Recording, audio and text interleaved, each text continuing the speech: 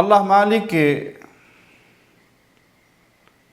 وہ اسماء و صفات جو خاص اللہ کے لیے ہیں، وہ مخلوق پہ استعمال کرنا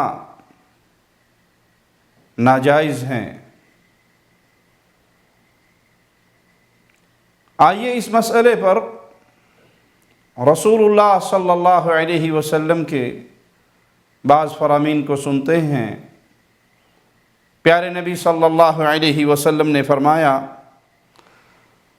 اور یہ روایت صحیح مسلم میں 2143 نمبر، کہ اللہ کے نزدیک سب سے بدترین نام، اللہ کے نزدیک سب سے بدترین نام اس شخص کا ہے، رجل یسمى ملک الاملاک، جس شخص کا نام شہنشاہ ہو، شاہوں کا شاہ، بادشاہوں کا بادشاہ۔ بعض لوگ یہ نام رکھتے ہیں اور بعض لوگ بے علمی کی بنیاد پر بے پرواہ آدمی کو بھی کہہ دیتے ہیں کہ یہ آپ تو بڑے شہنشاہ آدمی ہیں، یعنی آپ کو کوئی ٹینشن نہیں ہے، کوئی پریشانی نہیں ہے، کوئی فکر نہیں ہوتی، آپ بڑے شہنشاہ ہیں۔ شاہوں کا شاہ، بادشاہ حقیقی، شہنشاہ صرف ایک اللہ ہے۔ تو پیارے نبی صلی اللہ علیہ وسلم نے فرمایا، اللہ کے نزدیک بدترین نام اس شخص کا ہے جو اپنے آپ کو شہنشاہ کہلائے۔ صحیح مسلم کی ایک اور روایت کے الفاظ یہ ہیں، اغیض رجل علی اللہ یوم القیامہ واخبثہ واغیضہ علیہ رجل کان یسمى ملک الاملاک لا مالک الا اللہ۔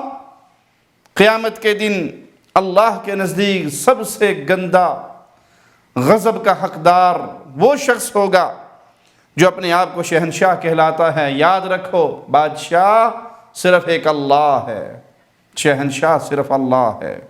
ابو داؤد حدیث نمبر 4955، ایک قوم کا وفد رسول اللہ صلی اللہ علیہ وسلم کے پاس حاضر ہوا۔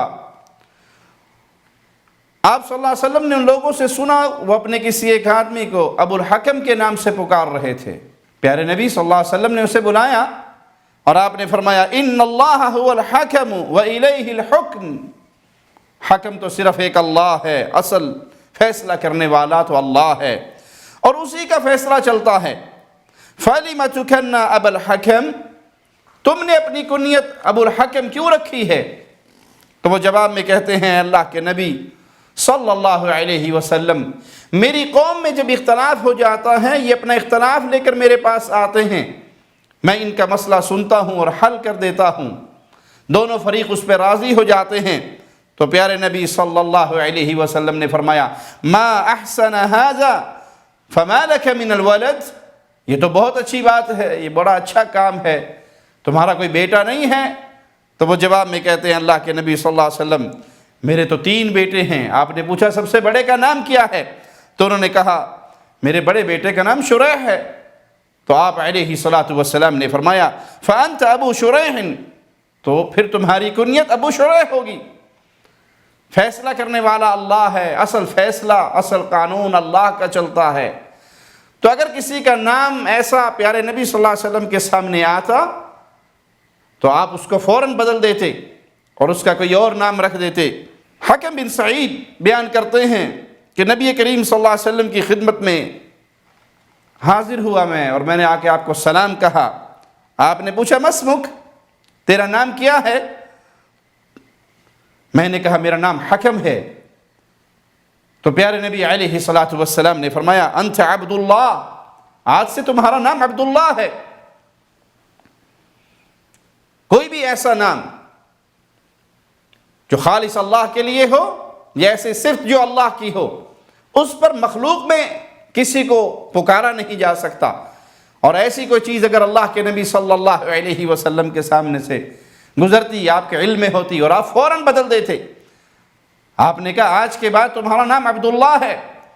تو وہ صحابی خوش ہو گئے اور کہا، اللہ کے نبی صلی اللہ علیہ وسلم، آج کے بعد میرا نام عبداللہ ہے۔ پیارے نبی صلی اللہ علیہ وسلم نے ایک اور شخص سے سوال کیا، آپ کے بیٹے کا نام کیا ہے؟ تو انہوں نے کہا میرے بیٹے کا نام عزیز ہے۔ مسند احمد کے اندر یہ روایت ہے، حدیث نمبر 17606۔ تو رسول اللہ صلی اللہ علیہ وسلم نے فرمایا لا تسمیہ عزیزا ولیکن سمیہ عبد الرحمن، اس کا نام عزیز نہ رکھو بلکہ اس کا نام عبد الرحمن رکھو۔ پھر آپ صلی اللہ علیہ وسلم نے فرمایا ان خیر الاسماء عبد اللہ وعبد الرحمن والحارث، یقیناً ناموں میں سے بہترین نام عبداللہ، عبد الرحمن، حارث، یہ نام بہت پیارے ہیں۔ عزیز نام رکھنا جائز ہے، لیکن افضل یہ ہے کہ عبد العزیز نام رکھا جائے، کیونکہ عزیز نام میں بظاہر غلبہ اور برتری پائی جاتی ہے، اسی لیے آپ نے اس کا نام عبد الرحمن رکھا۔ جن ناموں میں بہت زیادہ انسان کا اپنا تزکیہ یا بہت زیادہ قباحت ہو، برائی ہو، تو ان ناموں کو بدل دینا چاہیے۔ اللہ سے دعا ہے اللہ ہمیں پیارے نبی صلی اللہ علیہ وسلم کی احادیث سن کر عمل کرنے والا بنائے، آگے پہنچانے والا بنائے۔ اقول قولی ھذا واستغفر اللہ لی ولکم ولسائر المسلمین۔ اس کے لہو کے پیاسے تھے